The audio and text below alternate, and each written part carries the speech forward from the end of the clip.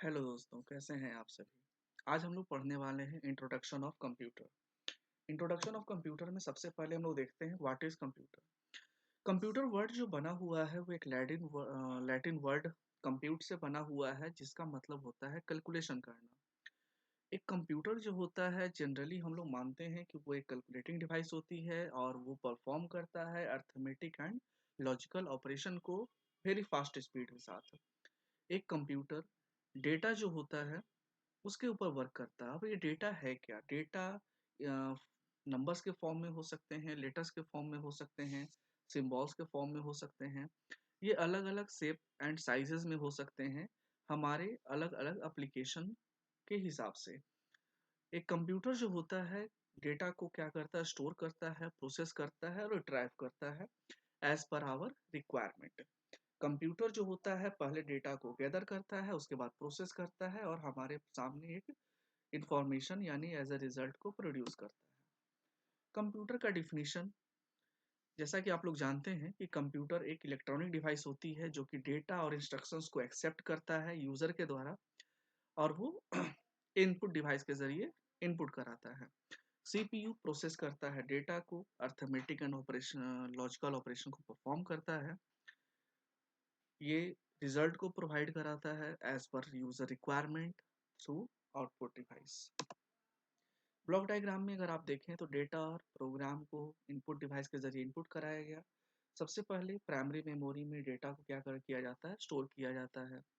Control unit के द्वारा data और प्रोग्राम को रीड किया जाता है और प्रोसेस के लिए एलयू के पास भेजा जाता है। एलयू के द्वारा रिजल्ट को बनाने के बाद यानी रिजल्ट प्रोड्यूस करने के बाद इसे वापस प्राइमरी मेमोरी में भेजा जाता है और उसके बाद आउटपुट डिवाइस के जरिए हमें इंफॉर्मेशन यानी कि रिजल्ट हम लोग को मिल जाता है।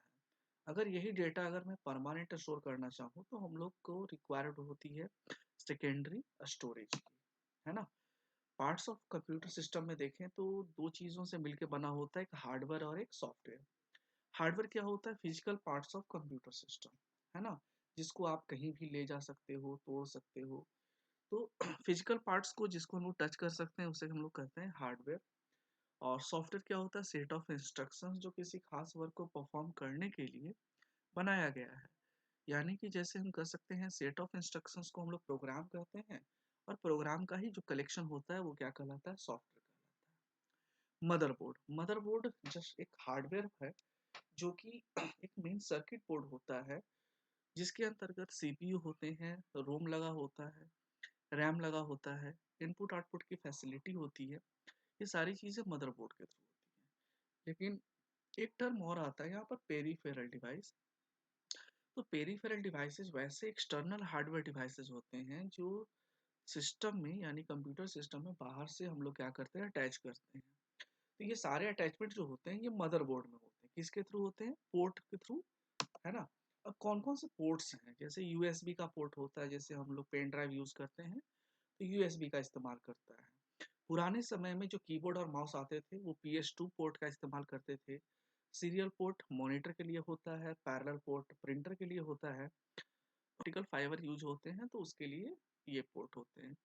इसके अलावा ऑडियो और माइक का ये अलग से पोर्ट आता है।